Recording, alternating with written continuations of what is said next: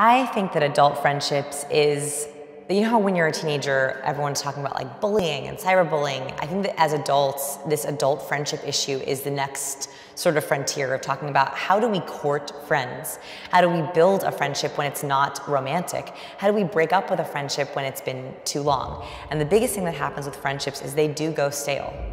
And that's a very weird thing to say, but there are people, I'm sure you could think of someone in your life where every time their number pops up on a text message, you're like, oh, it's been a while, I better call them. Or you see them out of convenience or out of location. And I think that those are the kind of friendships that really drain you.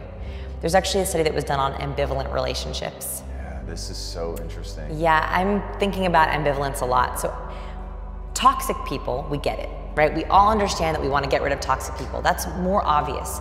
The real danger, I think, is ambivalent relationships. So these ambivalent relationships are the people where either you don't know how you stand with them, so you don't know if they like you or not, and they're also the people where you don't know if you really enjoy hanging out with them or not. Have you ever had that? Yes. And you're like, is this gonna be fun? Was that fun? Is this fun? And I think those are the ones that take the more energy. There are also the more dangerous ones because they tend to creep in and stay in. So the whole notion of frenemies I find really, really intriguing. And this is something certainly that I've dealt with in my life. And it was weird to me how until I read that it didn't register why that would be so insidious. So what the science says, they did a research study with police officers. And they asked police officers to identify the amount of toxic people in their workplace and the amount of ambivalent people. And they found that the police officers who had more ambivalent relationships were sick more often, had less happiness at work, and didn't like their job as much than police officers who had toxic people. Just think about that for a second. And the reason for this is because if you have a toxic person, boundaries are easy. They ask you to go out to lunch and you're like, no thanks, right? Like you know it's a no thanks. Whereas if an ambivalent person asks you out to lunch, or asks you to their birthday party, or asks you to work on something, it takes this mental energy where you have this thing where you're like, ooh, like will it be good? Would I rather eat alone at my desk, or would I rather have lunch with this person? And when it's not always easy, that's an incredible drain on our emotional energy.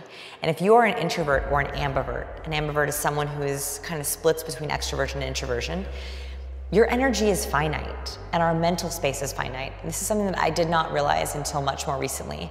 I thought that mental space was sort of endless, right? You could learn forever. You could think about things forever, but actually we only have a certain amount of mental time every day. And if we're dedicating that to trying to figure out if someone likes us or not, which is a very important thing, we all like to be liked whether we admit it or not, that I think is a waste of mental energy. Why would we want to spend it towards that? That's why I think ambivalent people are more dangerous. Do you have a checklist? Because I'm like thinking back to the people that managed to become frenemies in my own life. It's kind of scary how long it took me to be able to put that label on them, to like sort of wake up to the fact that either they always were or the relationship had evolved to that. Like years, right? Years. I know. So I don't have a checklist, it's actually just one simple question. All right, let's hear it. Are you ever doubting that they're really happy for you? Wow, that cuts right to the heart of it.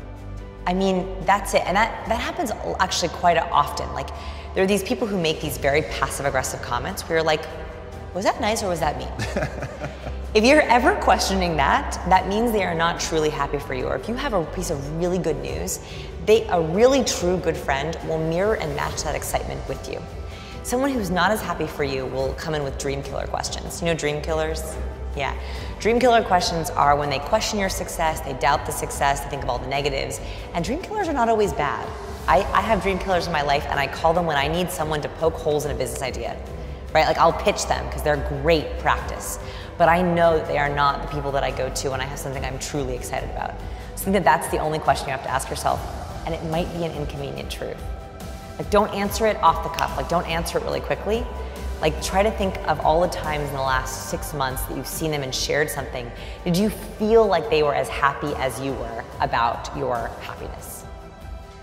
Yeah, and this is one of those things that has made a big impact in my life because you can very slowly, especially in business, find yourself in a situation where you don't know who to trust. And I find, and maybe it's the psychic energy, like you were talking about, emotional energy.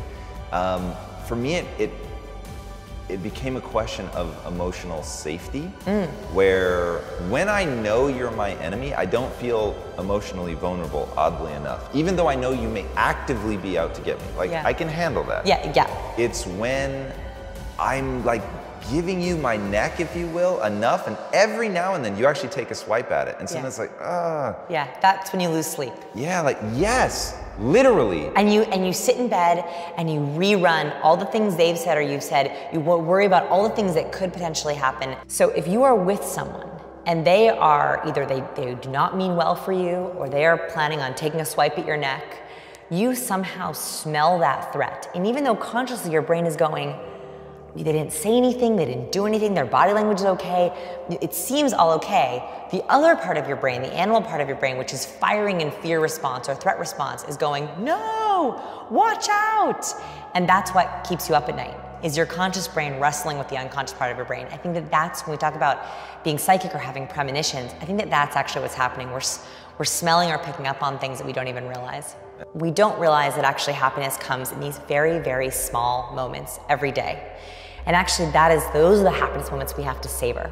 So what I'd highly recommend is for the next few days, sit down and make a chart of everything that you do in your life.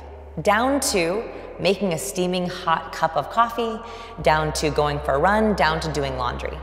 And then I want you to rank each of those things on how happy they make you. I don't mean like happiness like euphoric. I mean like happiness like content with your life. Like, I am content doing this. I know this sounds crazy, but even like laundry or cooking, something that we often think of as a chore, can provide a certain amount of contentedness if you look at it that way.